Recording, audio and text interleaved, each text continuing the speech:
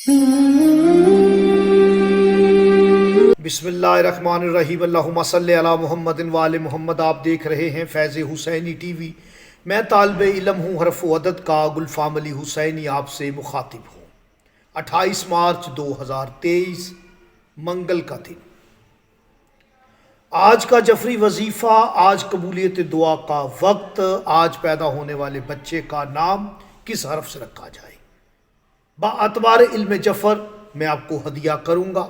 जो नए व्यूवर्स हैं मेरे चैनल को सब्सक्राइब करें, बेल आइकन का बटन प्रेस करें, वीडियो को शेयर करें।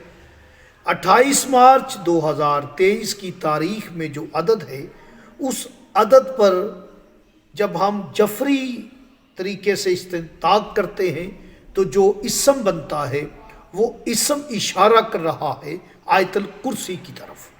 आपने 11 मरतबा आयतल कुर्सी पढ़नी है, जो कि सूरह अल बकरा की 255 नंबर आयत है।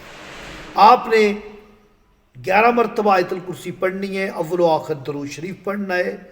11 मरतबा पढ़ लें।